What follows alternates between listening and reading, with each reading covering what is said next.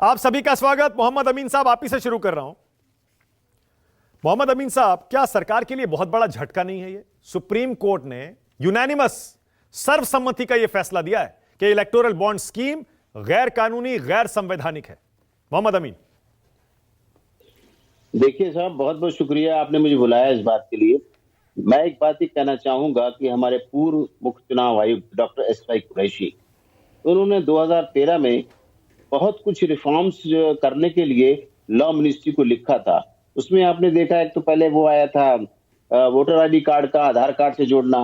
उसके बाद देखिए कितनी प्रैक्टिसेस होती थी कि जब जो ब्लैक मनी था वो इलेक्शन के टाइम में कितना यूज किया जाता, उसको भी रोकने की बात की गई थी। इसके सिलसिले में बहुत ज्यादा बातें की गई, लॉ मिनिस्ट्री में भी सब बातें गई, लेकिन बाद में आपने देखा कि 18 और 19 में इस सरकार ने एक ऐसा बिल लाया जिसकी वजह से इलेक्शन कमीशन को बात उनकी माननी पड़ी। और इलेक्शन कमीशन बाद है सरकार के जो पार्लियामेंट में पास होते हैं नियम कायदे कानून, और उसके बाद सुप्रीम कोर्ट के नियम कायदे कानून जो भी अनाउंस होते हैं, वर्डिक्ट आता है, उसको भी इम्प्लीमेंट करता है।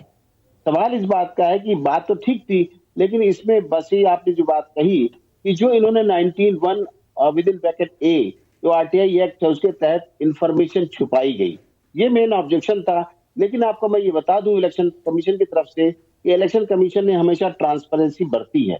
वो कैसे कि जो भी चीजें आई पॉलिटिकल पार्टीज, उनको रजिस्टर करना था under 29A of the RPI act. क्या था, इनको क्या प्रॉब्लम थी अपोजिशन को कि legal of validity of electoral bond scheme नहीं समझ में आ रही थी, इनको alternative system for the funding नहीं समझ में आ रहा था। तो ये पॉलिटिकल पार्टी जो थी not agreed on that status, इसलिए जो हमारे एनजीओ थे और अमीन साहब एक सेकंड, मोहम्मद अमीन साहब, बैकग्राउंड हम सबको पता है सर, मुद्दे पे आइए ना, बताइए ना कि सही हुआ या गलत हुआ, बताइए ना। सुप्रीम कोर्ट कह रहा है कि पहचान बतानी पड़ेगी, किसने किसको कितना दान दिया वो बताना पड़ेगा। क्या जनता को हक नहीं है जानने का?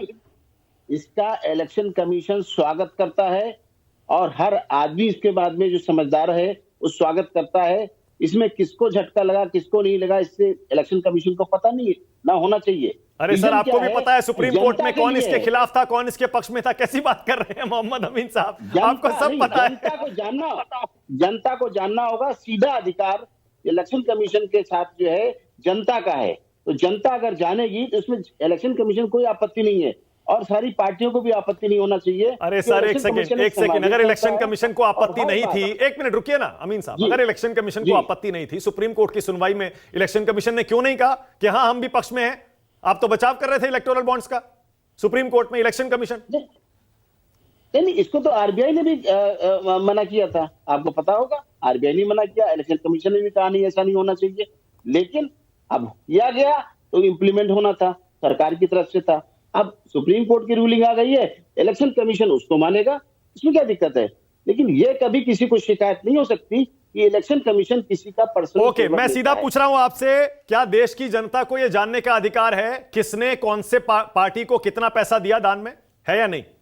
बिल्कुल जनता को होना चाहिए। बहुत बढ़िया। और जिस तरीके सभी नियम है उसमें आरटीआई भी आता है, आरटीआई के अंदर इसका मतलब इलेक्टोरल बॉन्ड स्कीम गलत थी ना? हम नहीं कह सकते इसको, कमाल कर रहे हैं आप। सच है या गलत है सुप्रीम कोर्ट कहेगा। अरे सर, आप भी तो कह सकते हैं इलेक्शन कमीशन इंपॉर्टेंट प्लेयर है पूरे हमारे डेमोक्रेटिक सिस्टम में, इलेक्टोरल सिस्टम में। बातें ठीक है, लेकिन नहीं, ये सही हुआ है। मैंने कहा ना इलेक्शन कमीशन स्वागत करता है।